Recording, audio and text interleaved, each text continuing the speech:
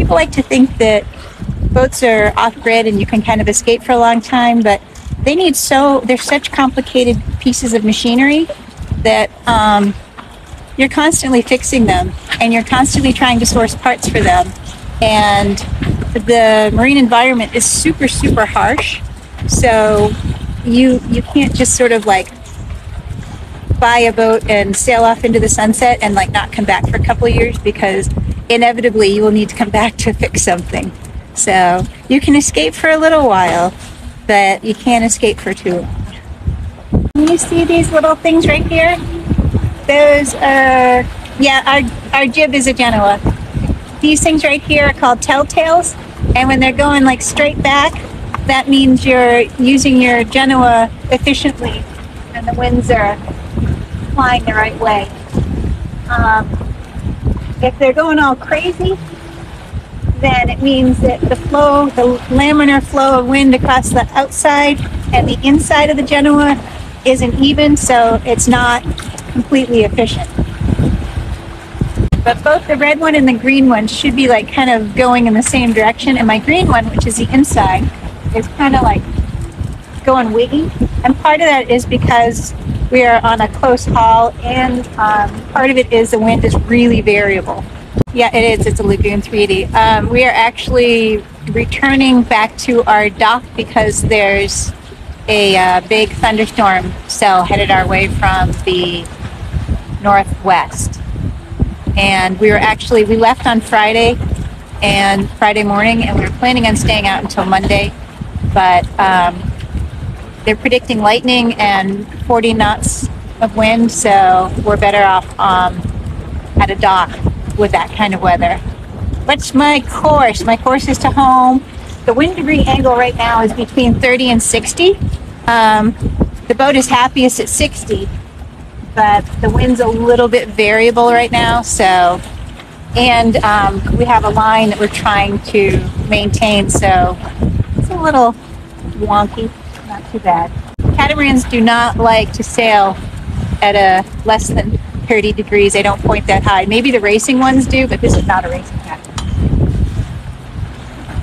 But she is pretty happy at 60. Right now we're doing 5.1 knots and 13 knots of wind. Yeah, some catamarans you can point higher to wind. I've left the dock twice in the dark. Once at our house and once at the ship boatyard we were at, and I can do it, but I don't like it that much. You can tighten up that line if you want. Which one?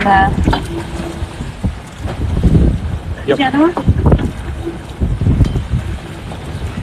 Yeah. Probably the funniest part is when we're on land after we've been on the boat for 3 or 4 days, the ground moves beneath us for a day or two, like we're still on the boat, except we're on the ground, on land. Your dog jumped off the first time. No, he doesn't jump off, especially when we're moving.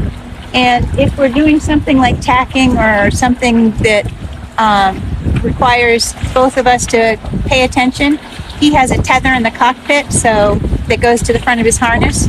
So he can't jump off when we're doing things where him jumping off would be a danger to him or to us. But once we're anchored, he's free to roam the boat, and he stays on board unless we jump in the water, and then he wants to be in the water with us. So on the right side of the green marker that we're coming up to, there's plenty of water for us. Immediately to the left of that green marker, it gets incredibly shallow, like 1 to 2 feet. So we absolutely cannot go on the left side of the green marker. Okay. Ready to come about. Coming about. And all the way.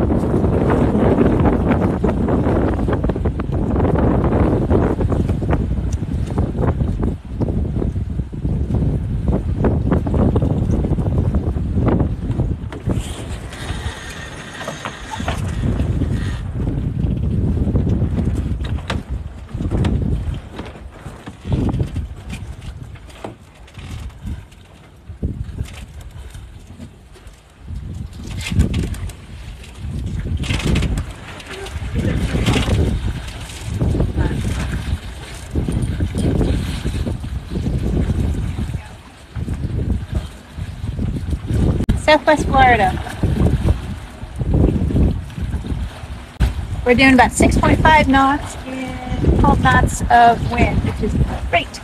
So there may be, I can't quite tell in the sunshine, but there may be a ferry out there. And if there is a ferry out there, we get the hell out of the way of the ferry's line because it's a commercial vehicle and it's deeper draft than us. So he doesn't have as much choice in where he's going, and he's also big and it's hard for him to stop. So polar eggs say get out of his way, and also common sense says get out of his way. So once he gets a little closer and I can kind of see what track he's on, I may have to adjust our track. If we were really worried, we would turn on our AIS and kind of watch his bearing to get a better idea of it, but it's great weather, nobody's going really fast, and it was easy to see just using your eyeballs. You're going to see him pop out on the other side of the Genoa right there. There he is.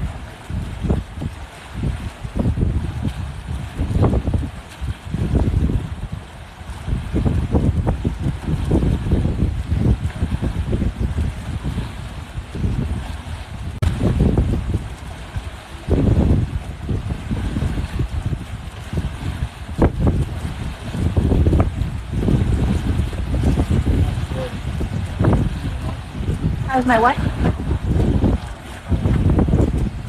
It's good. I can see it right there, and it looks good on the chart too. We've actually seen a sailboat try and take that corner to the left of the green marker and run aground. So the sands shift a lot here, and everything is really shallow. Never cut that corner. Where are we sailing? We are going back home. We're going home a day early. We've been out sailing since Friday, and we're turning a day early because there are thunderstorms headed to us. We start motors and get back home. We can actually sail faster than we can motor. Our motor's flat out. We'll do about 7 knots, and once we go around the bend, and we're doing 6.6 knots just with the sails right now. Once we go around the bend, we may be able to get up to 9 knots. So there's no point in motoring because it's a sailboat and we've got wind. So all the Coast Guard for help. I have no idea why. We're doing great. Okay, I'll see what happens. So like what? Probably a beat reach.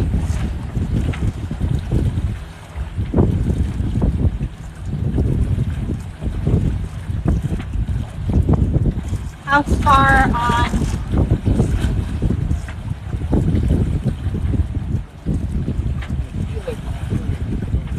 I know. Still doing 5.8 knots. All right, we're at 90% right there, 120.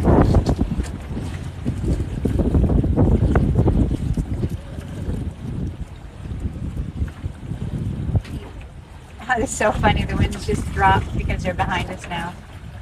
5.1 knots, 5 knots.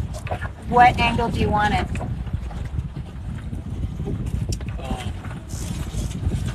Probably around 5 o'clock, 4 o'clock. Yeah, I'm between 4 and 5 o'clock, 120 and 190 right now. Yeah. We are losing our wind. We might want to mess with the sails a little bit though.